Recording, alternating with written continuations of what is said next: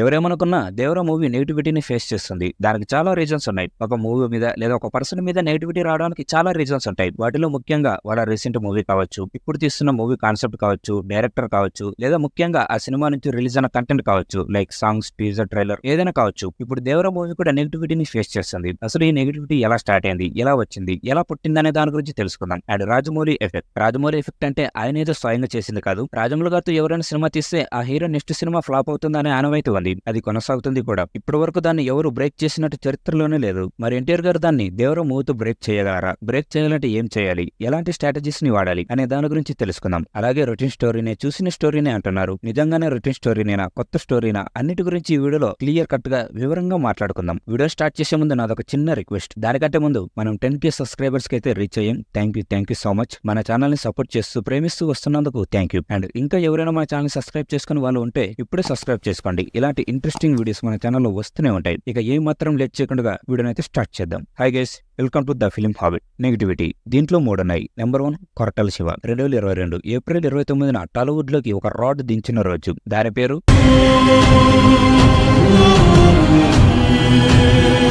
మిర్చి, శ్రీమంతుడు, జనత గ్యారేజ్, భరత్ అనే నేను. అలాంటి మంచి కమర్షియల్ మూవీని తీసిన కొరటాల శివ గారు ఇలాంటి పెద్ద గుణపాన్ని దింపుతారని ఎవ్వరూ ఊహించలేదు. ఒక పెద్ద డిజాస్టర్ ని ఎదుర్కొన్నారు శివ గారు. కరెక్ట్ గా ఆచార్య మూవీ రిలీజ్ అయిన 20-21 డేస్ కి కొరటాల ఎన్టీఆర్ కాంబినేషన్ లో ఎన్టీఆర్ 30 వస్తుందని అఫీషియల్ గా అనౌన్స్ చేశారు. ఆల్రెడీ ఫ్లాప్ మూవీని తీసిన కొరటాల శివ గారితో ఎన్టీఆర్ గారి మూవీ ఉంటుందని ఎవ్వరూ ఊహించలేదు. ఆచార్య లాగానే తీస్తాడా లేదా ఆయన రీసెంట్ మూవీస్ లాగా తీస్తాడా అని చాలా మందికి చాలా డౌట్స్ అయితే వచ్చాయి. ఆ తర్వాత పూజా శర్మలు మూవీ గురించి చెప్పిన మాటలు, ఆ తర్వాత రిలీజ్ చేసిన గ్లిమ్స్ తో ఫ్యాన్స్ మాత్రమే కాదు జనరల్ ఆడియన్స్ కూడా మూవీ మీద నమ్మకం అయితే వచ్చింది. ఎక్స్పెక్టేషన్స్ కూడా ఒక రేంజ్ లో పెరిగాయి. మూవీ మీద నమ్మకం అయితే వచ్చింది. కానీ ఆ తర్వాత రీసెంట్ గా రిలీజ్ చేసిన ట్రైలర్ తో మళ్ళీ డౌట్స్ అయితే స్టార్ట్ అయ్యాయి. ట్రైలర్ లో ఆచార్య లాగే ప్లేసులు కానీ, సెట్స్ కానీ, లొకేషన్స్ కానీ, విలన్ లుక్ కానీ, అక్కడ చిరంజీవి రామ్ చరణ్ అయితే ఇక్కడ దేవర కొడుకు అని, ఇలా చాలా విషయాలు ఆచార్య లాగా ఉండడంతో మళ్ళీ ఆడియన్స్ లో డౌట్స్ అయితే స్టార్ట్ అయ్యాయి. కొరటాల గారు మళ్ళీ ఆచార్య 2ని తీస్తున్నారని నెగిటివిటీని అయితే స్టార్ట్ చేశారు. నెంబర్ 2 అనిరుద్. అనిరుద్ అంటే మ్యూజిక్ కంటే అనిరుద్ గా మారిపోయాడు ఇప్పుడు అనిరుద్. ఇండియాలో ప్రతి ఒక్క ఇండస్ట్రీ, ప్రతి ఒక్క డైరెక్టర్, ప్రతి ఒక్క యాక్టర్ అనిరుద్ కావాలని కోరుకుంటున్నారు.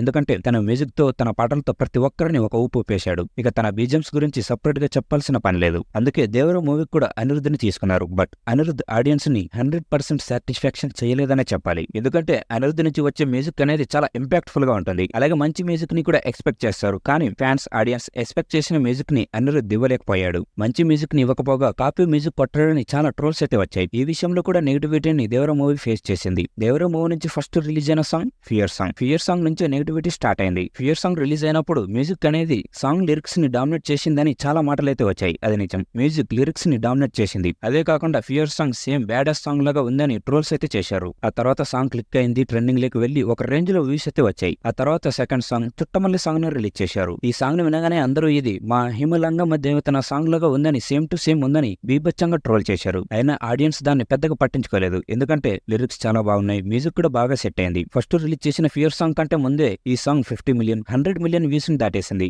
ఆడియన్స్ కి బాగా నచ్చేసింది. ఎక్కడ చూడు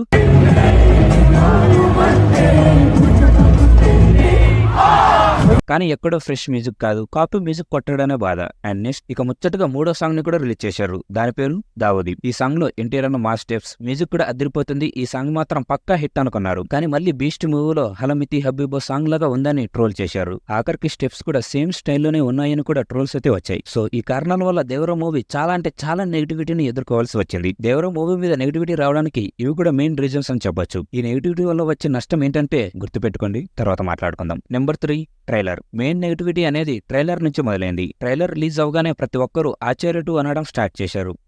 ఎందుకంటే మూవీలో చూపించిన లొకేషన్ సెట్ ఆచార్యకి సెట్ అవ్వడం, కొన్ని క్యారెక్టర్స్ లుక్స్ అండ్ కుస్తీ పోటీలు, అండ్ దాంట్లో చిరంజీవి రామ్ చరణ్ అయితే దీంట్లో దేవర వర అని, అండ్ అలాగే ఆచార్యలో దివ్యవనం, ధర్మస్థలి, పాదఘట్టం అయితే దీంట్లో భయం, ధైర్యం, సముద్రం ఈ పదాల వల్ల, అలాగే ఇది ఫాదర్ సన్ మధ్య జరిగే రొటీన్ స్టోరీ అని, వీటి వల్ల ఆచార్య 2 అని ట్రోల్స్ చేయడం, నెగిటివిటీని స్ప్రెడ్ చేయడం స్టార్ట్ చేశారు. రాజమౌళి ఎఫెక్ట్ అంటే ఎందుకంటే ఆయన ఏదో స్వయంగా చేసింది కాదు. రాజమౌళి గారితో ఎవరైనా సినిమా తీస్తే నెక్స్ట్ సినిమా ఫ్లాప్ అవుతుంది అనే ఆనవాయితీ ఉంది. అది నడుస్తుంది కూడా. ఇప్పటి వరకు దాన్ని ఎవరు బ్రేక్ చేసినట్టు చరిత్రలో లేదు. రాజమౌళి గారితో సినిమా తీసాక ఆ తర్వాత ఆ హీరో తీసే నెక్స్ట్ సినిమా ఫ్లాప్ అవుతుంది అనే సెంటిమెంట్ ఉంది. ఇప్పుడు దేవరా మూవీ కూడా ఆ సెంటిమెంట్ కి బలవ్వాల్సిందే. మూవీ ఖచ్చితంగా ఫ్లాప్ అవుతుంది అని నెగిటివిటీని క్రియేట్ చేశారు. ఇప్పుడు మనం రాజమౌళి గారితో సినిమా తీసాక ఆ తర్వాత ఆ హీరో నెక్స్ట్ మూవీ ఎందుకు ఫ్లాప్ అవుతుంది అనే దాని గురించి మాట్లాడుకుందాం. రాజమౌళి గారు తన మూవీస్ లో హీరోస్ ని ఒక పవర్ఫుల్ ప్యాకేజ్ గా రెడ్ బుల్ లాగా చూపిస్తాడు. సో దానివల్ల ఏమవుతుందంటే ఇక్కడున్న హీరో అక్కడికి వెళ్ళిపోతాడు. సింపుల్ గా చెప్పాలంటే ఒక రేంజ్ లో చూపిస్తాడు హీరోని. అప్పుడు ఏమవుతుందంటే హీరో మీద ఎక్స్పెక్టేషన్స్ అంచనాలు కూడా ఒక రేంజ్ లో పెరిగిపోతాయి. ఇక రాజమౌళి గారు మూవీ తర్వాత నెక్స్ట్ మూవీలో హీరోని అదే రేంజ్ లో ఆ ఎక్స్పెక్టేషన్స్ కి రీచ్ అయ్యేలాగా చూపించకపోవడంతో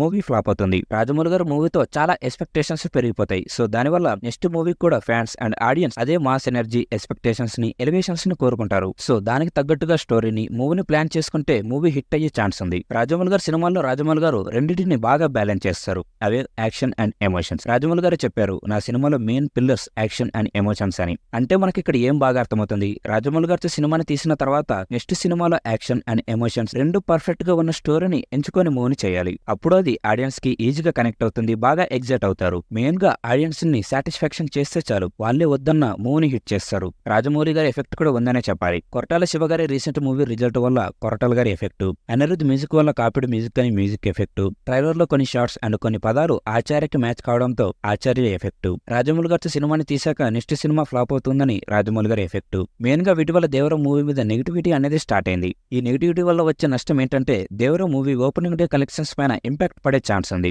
ఈ నెగిటివిటీ వచ్చినప్పుడు ఏమవుతుందంటే మూవీ ఓపెనింగ్ డే రోజు చాలా మంది మూవీకి వెళ్ళడానికి ఇష్టపడరు. మూవీ టాక్ చూసి రివ్యూ చూసి మూవీ ఎలా ఉందని తెలుసుకుని మూవీకి వెళ్దాము అనుకుంటారు. సో అప్పుడు దీనివల్ల ఏం జరుగుతుందంటే డే 1 కలెక్షన్స్ తక్కువగా వస్తాయి. మూవీ బాగుంటే దీనివల్ల పెద్దగా నష్టమే ఉండదు. నెక్స్ట్ రోజు నుంచి మళ్ళీ ఊపందుకుంటాయి. కాకపోతే ప్రతి ఇండస్ట్రీలో ప్రతి ఒక్కరు మెయిన్ గా చూసేది ఓపెనింగ్ డే కలెక్షన్స్. ఈ కలెక్షన్స్ యొక్క ముఖ్యత్వం ఏంటంటే ఒక హీరో స్ట్రెంత్ ని అండ్ స్టార్డమ్ ని రిప్రజెంట్ చేస్తాయి. ఓపెనింగ్ డే రోజు ఎంత కలెక్ట్ చేసిందనే దాన్ని బట్టే హీరో రేంజ్ అనేది డిసైడ్ అవుతుంది. ఎన్టీఆర్ ప్లాన్. దేవర మూవీ మీద నెగిటివిటీ ఉందని ఫ్యాన్స్ కి ఆడియన్స్ కి అలాగే మూవీ టీమ్ కూడా తెలుసు. అసలు మూవీ షూటింగ్ స్టార్ట్ కాకముందే దేవర మూవీ పైన నెగిటివిటీ వస్తుందని కొరటాల గారికి ఎన్టీఆర్ గారికి బాగా తెలుసు. ముఖ్యంగా ఎన్టీఆర్ అన్నకి ఇంకా బాగా తెలుసు. దానికి main reason Rajamouli effect. Rajamouli effect గురించి ఎన్టీఆర్ అన్నకి తెలిసినట్టుగా రాజమౌళి గారితో వర్క్ చేసిన ఏ హీరోకి తెలియదు. ఎందుకంటే ఎన్టీఆర్ గారు ఈ ఎఫెక్ట్ ని 3 సార్లు ఎదుర్కొన్నారు కాబట్టి. చూడండి నెంబర్ 1 సింహాద్రి, యమదంగా, ఈ 3 మూవీస్ బ్లాక్ బస్టర్స్ అయ్యాయి. కానీ ఈ 3 మూవీస్ తర్వాత వచ్చిన 3 మూవీస్ చాలా పెద్ద డిజాస్టర్స్ అయితే అయ్యాయి. రాజమౌళి గారితో మూవీని తీసాక ఆ హీరో నెక్స్ట్ మూవీ ఎందుకు ఫ్లాప్ అవుతుంది అనే దాని గురించి మనం ముందే చెప్పుకున్నాం. సో దానికి కారణం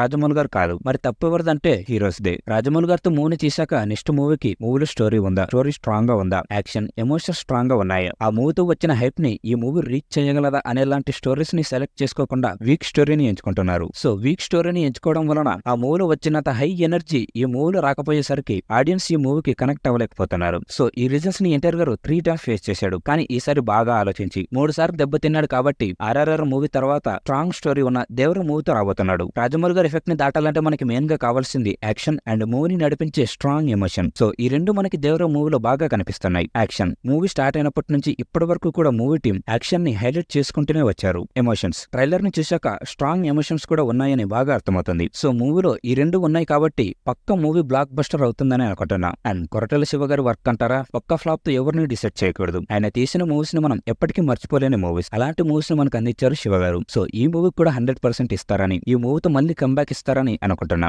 అండ్ ఇక మ్యూజిక్ అంటారా, సాంగ్స్ ట్రోలింగ్ అయినా కాపీడ్ మ్యూజిక్ అని వచ్చిన మూవీ అనౌన్స్ చేసిన video and glimpse video and Bhaira glimpse and trailer లో బ్యాక్గ్రౌండ్ స్కోర్ చాలా బాగుంది. సో మూవీలో కూడా ఇలానే మంచి మ్యూజిక్ ని ఇచ్చాడని అనుకుంటున్నా. మూవీ స్టార్ట్ కాకముందు ఫ్యాన్స్ ట్విట్టర్ లో we want Anirudh for NTR 30 అని ట్రెండింగ్ చేసినప్పుడు దాన్ని అనిరుద్ కూడా చూసినట్టు చెప్పాడు. సో అనిరుద్ కూడా ఫ్యాన్స్ నన్ను ఏరుకోరి మరి దేవరా మూవీకి పిలిపించారు. సో ఖచ్చితంగా వాళ్ళ కోసమైన మంచి మ్యూజిక్ ని మాస్ మ్యూజిక్ ని ఇవ్వాలని అనుకునే ఉంటాడు. సో అదే ధైర్యంతో మూవీలో మాస్ మ్యూజిక్ ని ఇచ్చాడని అనుకుంటున్నా. అండ్ ఎన్టీఆర్ గారు కూడా ప్రతిసారి మ్యూజిక్ గురించి చాలా పొగిడారు. సో ఎన్టీఆర్ గారు కాన్ఫిడెంట్ కూడా ఉంది, థియేటర్ లో మనల్ని సాటిస్ఫాక్షన్ చేస్తాడని అనుకుంటున్నా. మెయిన్ గా ఆయుధ పూజ. ఇక ట్రైలర్ ని చూడగానే ఆశ్చర్య 2 అని చాలా మంది నెగిటివిటీని స్ప్రెడ్ చేశారు. కొన్ని డైలాగ్ సెట్స్ చూసి ఆశ్చర్యలాగా ఉంది అని అనిపించినా స్టోరీ మాత్రం అది ఇది చాలా అంటే చాలా డిఫరెంట్. దేవర మూవీ జరిగేది 1980s 1990s టైం పీరియడ్ లో, అది కూడా ఇండియా కోస్టల్ రీజన్స్ లో ఉండే ఒక ఫిక్స్డ్ వరల్డ్ లో జరుగుతుంది. దైవ రూపం లేకుండా ఆయుధాలని దైవంగా పూజించే ఒక రిమోట్ ఏరియాలో జరిగే స్టోరీ దేవర. ట్రైలర్ లో చూపించిన ఈ ఫైట్స్ ఆ ప్లేస్ లో ఉండే 4 డిఫరెంట్ విలేజెస్ మధ్య జరిగే వాళ్ళ పూర్వీకుల ఆయుధాల కోసం అంట. సో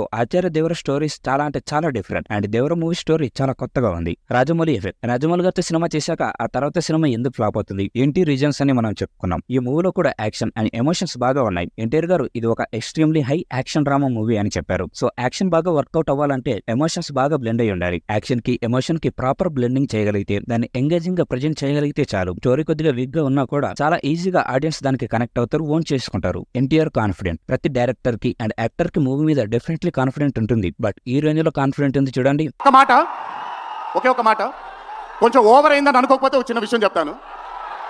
ఈరోజు చొక్కా వేసుకొని వచ్చాను. చొక్కాకి కాలర్ ఉంటుంది. దేవరా అనే చిత్రం రిలీజ్ లేట్ అయినా సరే రేపు పొద్దున మీ అందరూ గర్వంగా కాలర్ ఎగరేసుకునేలాగే ఆ చిత్రాన్ని. ఇదే 50% మూవీ మీద నమ్మకం. అండ్ దేవర లాస్ట్ 40 minutes మీ అందరిని కదిలించేస్తుంది అని చెప్పారు. సో ఎన్టీఆర్ గారు మాత్రం మూవీ మీద చాలా అంటే చాలా కాన్ఫిడెంట్ గా అయితే ఉన్నారు. అండ్ మూవీకి నెగిటివిటీ వచ్చింది కదా అంటే ఎస్, మూవీ మీద నెగిటివిటీ వచ్చింది అనేది 100% నిజం. కాకపోతే ఈ నెగిటివిటీ మూవీ రిజల్ట్ ని డిసైడ్ చేయలేదు. ఎందుకంటే రిలీజ్ అయిన తర్వాత మూవీ జనాలకు నచ్చితే గనుక ఖచ్చితంగా మూవీ బ్లాక్ బస్టర్ అవుతుంది. దాన్ని ఎవరూ ఆపలేరు. సో నేను ఫైనల్ గా చెప్పేది ఏంటంటే, ఎన్టీఆర్ గారు ప్రీవియస్ మూవీ స్టోరీ సెలెక్షన్ చూసుకుంటే ప్రతిదీ చాలా బాగుంది, కరెక్ట్ గా ఉంది. సో RRR లాంటి బిగ్గెస్ట్ బ్లాక్ బస్టర్ తర్వాత దేవర స్టోరీని సెలెక్ట్ చేసుకున్నాడంటే ఆ రైటింగ్ ని నమ్మే ఉంటాడు. ఆ రైటింగ్ లో ఏదో మ్యాజిక్ స్ట్రెంత్ ఉండే ఉంటుంది. రేపన రోజు నేను చెప్పిందంతా రాంగ్ అయిపోయి సినిమా ఫ్లాప్ అవ్వచ్చేమో, సినిమా ఫెయిల్ కావచ్చేమో, ఛాన్సెస్ ఉన్నాయి. కానీ ఎన్టీఆర్ గారి స్టోరీ సెలెక్షన్ 10 ఏళ్లుగా ఫెయిల్ అవ్వలేదు. సో ఇది కూడా ఫెయిల్ అవ్వదు అనుకుంటున్నా. అందుకే దేవర మూవీ మీద ఇంకా హోప్, ఎక్స్పెక్టేషన్స్ ఉన్నాయి. చూద్దాం September 27th ఏం జరగబోతుందో. సో గైస్, ఇది వీడియో అయితే దేవర మూవీ మీద నాకు అనిపించింది మీకు చెప్పాను. మీకు ఏమనిపించిందో అది కామెంట్ చేయండి, నేను కూడా తెలుసుకుంటా. అండ్ వీడియో నచ్చితే ప్లీజ్ లైక్ చేయండి. మీరు లైక్ చేస్తేనే నాకు మరిన్ని వీడియోస్ చేయడానికి సపోర్ట్ ఇచ్చినట్టు ఉంటుంది. సో వీడియో నచ్చితే తప్పకుండా లైక్ చేయండి. అండ్ ఇంకా మన ఛానల్ సబ్స్క్రైబ్ చేసుకుని వాళ్ళు ఉంటే ఇలాంటి ఇంట్రెస్టింగ్ వీడియోస్ మన ఛానల్లో వస్తూనే ఉంటాయి. మరి ఆ వీడియోస్ మిస్ అవ్వకూడదు అనుకుంటే ఇప్పుడే మన ఛానల్ని సబ్స్క్రైబ్ చేసుకోండి. అలాగే పక్కన ఉన్న గంటను కూడా కొట్టి ఆన్లో పెట్టుకున్నారంటే ఇంకా హ్యాపీ. అప్పుడే కదా నేను పెట్టే ప్రతి వీడియో కూడా మీకు నోటిఫికేషన్ వస్తుంది. అండ్ వీడియోని చివరి వరకు చూసినందుకు ప్రతి ఒక్కరికి కూడా థ్యాంక్ యూ బ్రదర్స్. మళ్ళీ మంచి వీడియోతో మళ్ళీ కలుద్దాం.